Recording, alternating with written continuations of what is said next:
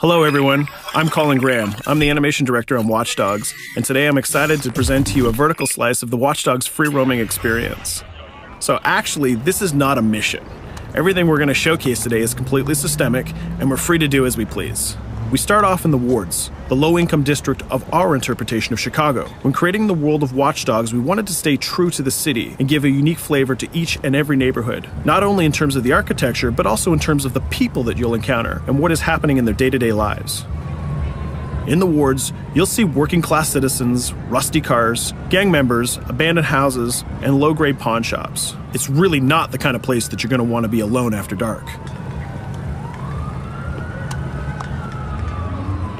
Nowadays, modern cities are increasingly managed by software, controlling traffic lights, electricity grids, and surveillance systems. In our version of Chicago, this management software is called CTOS, or the Central Operating System. The CTOS controls everything in the city, and it was created by the Bloom Corporation. Since the CTOS has been installed in Chicago, people get to work faster, the crime rate is dropped, and the communication networks are now more accessible and stable than they ever were before.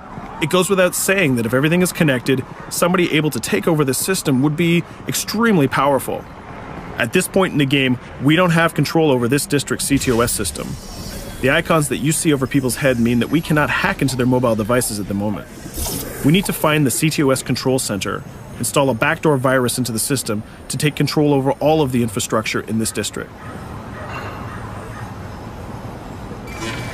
There it is, the CTOS control center.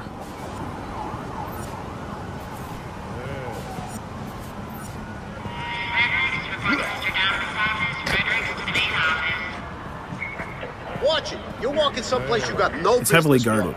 Let's see if we can find the server access codes from a distance.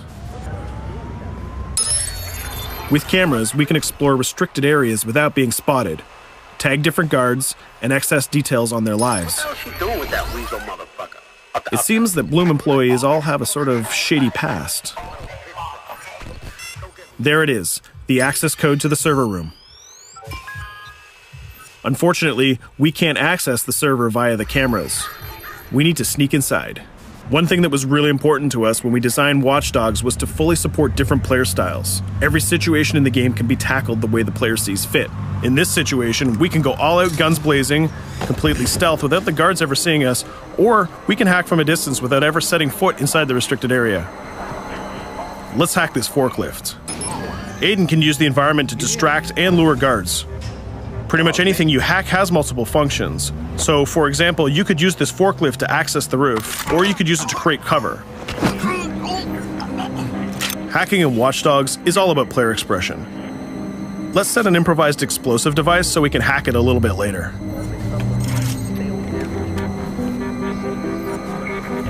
You'll also notice Aiden's low-profile stance.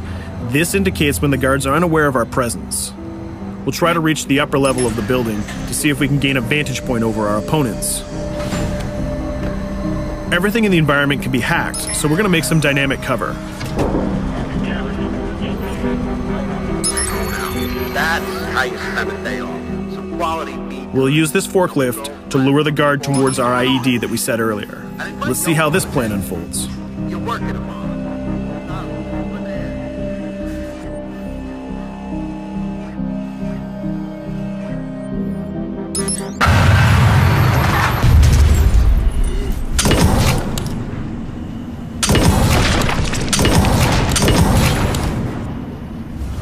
What you just saw is called focus. It represents Aiden's analysis capabilities and his quick reflexes. This gives the player more time to combine core game mechanics together, such as shooting, hacking, and driving, in order to handle more complicated situations.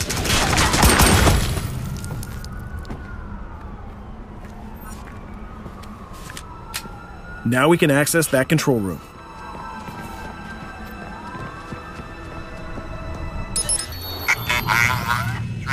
Drop 2, 5.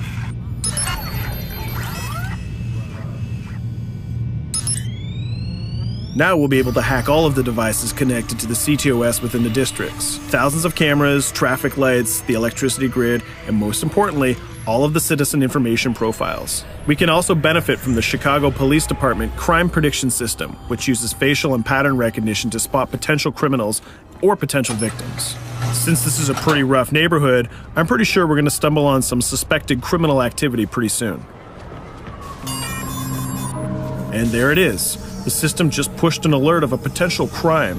We can see the system trying to triangulate the location on our minimap. Take note, this isn't a mission. This can happen anywhere at any time. We've just spotted a potential victim. It's always up to the player if he wants to investigate or not, to take action or not.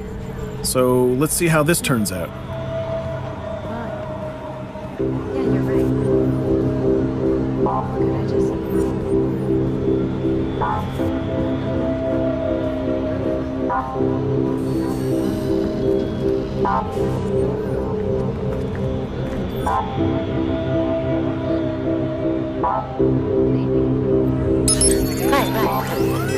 You think you're leaving me? Huh?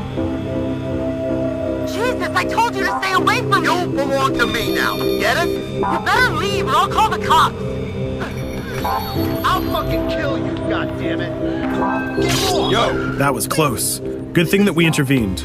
We managed to prevent the crime, but we triggered a chase. From here, the criminal's behavior is unpredictable. He can try to get away, shoot back at us, surrender, or call for backup.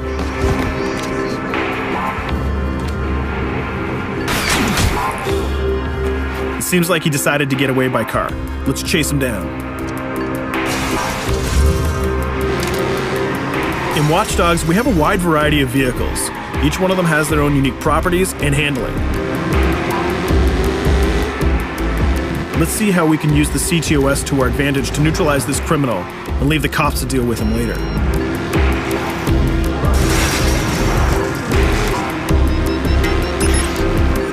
The chase stops right here. Using the blockers usually reserved for the cops during interventions, we managed to stop this criminal without killing him. This gives us a reputation bonus. This system is at the core of the Watch Dogs experience. Depending on how we handle different situations in the game, the media and the citizens will have a different perception of our hero, whether he is a true vigilante or a reckless criminal. This will have repercussions throughout the game.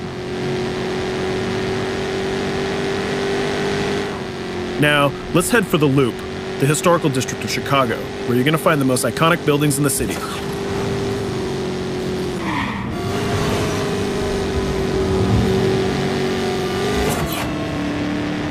We're going to go to a gun shop to see what arsenal is available for players. The economy is a big part of Watch Dogs. Players will be able to grow their arsenal with weapons and craft their tools in order to increase their power and their hacking abilities.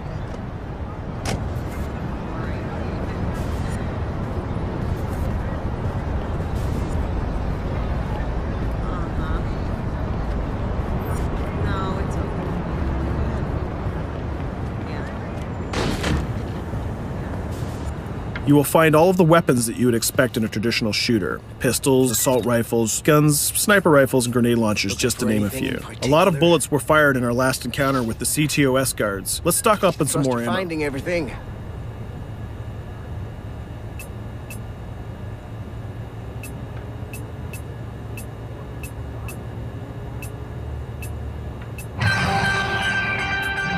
As we mentioned earlier, the media keep track of your actions and the citizens are going to react according to the perception that they have of you. Here, the media is reporting a crime in which you are the #1 suspect. The gun shop owner recognized you and decided to trigger a silent alarm to notify the police. Copy that. Possible one suspect presumed armed and dangerous. Police are now trying to locate the source of the threat using the surveillance system in the city, represented by the yellow circles on the minimap. Come in, PH3.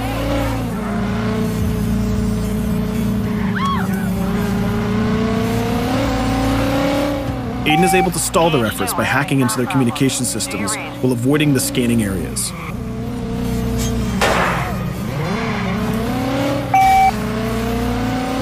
PH units, do you copy? Repeat, squad to all PH units. Once they've lost our trail, we can go back to our activities.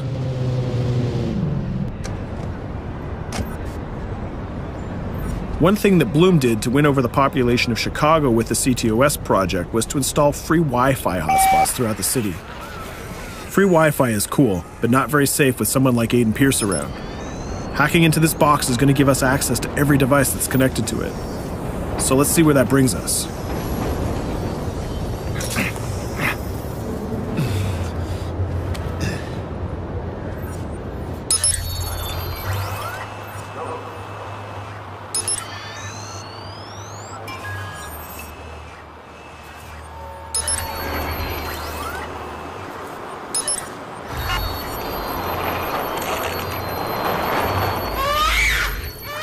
We just hacked into the webcam of a laptop. It seems that we're in the apartment of a mother and we can hear her baby crying in the background. Her bank information is in her mobile phone sitting right there on the table in front of us. It's totally up to the player whether we decide to steal it or not. Of course, this won't affect our reputation because nobody can witness this action. Just like in real life, nothing is totally black or white, but rather many shades of gray. This is exactly the situation where we want the player to question his own morality. Let's go withdraw that money. If you think that you're alone, think again. Aiden is not the only hacker in town. Someone's trying to install a backdoor virus on Aiden's phone in order to steal a portion of the information that he's gathered through the game so far. First, we're gonna have to reach the area where the signal is coming from.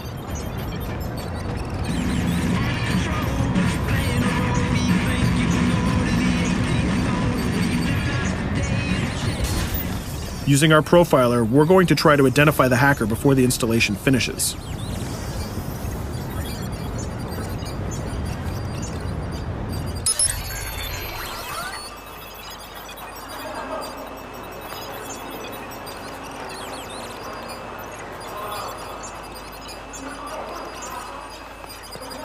There he is.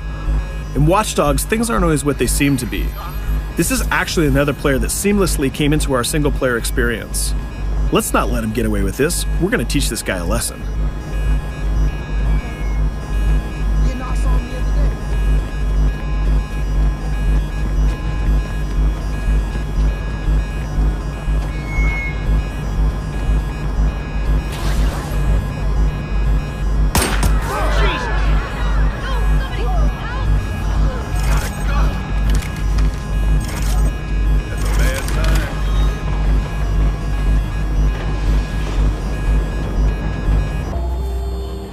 We stopped the hack, but the hacker managed to get away. I don't know about you, but we can't let this pass by. We need to retaliate. Using the grid, let's see if we can find that second player. There he is. Let's enter his game seamlessly.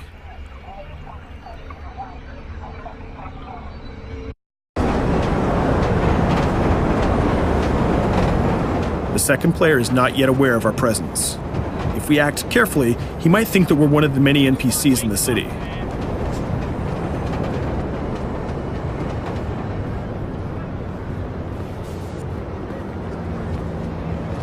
What was that?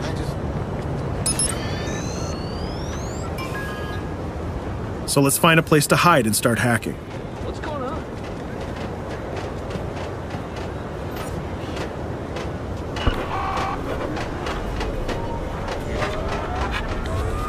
The second player has just been alerted that a breach has occurred on his phone. He's trying to find us using his profiler.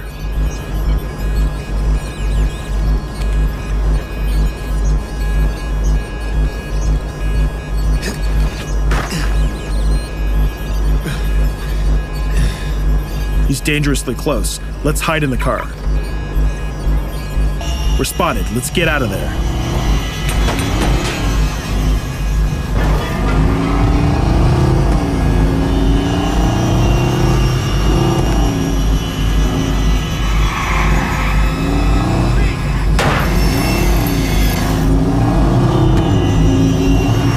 Let's set up an ambush right here. By dragging the other player back here into the alley, we make sure that no civilians get hurt during the firefight.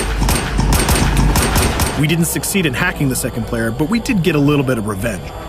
So that's what we have time for today. We hope you enjoyed our quick gameplay session. Stay tuned for more about Watch Dogs.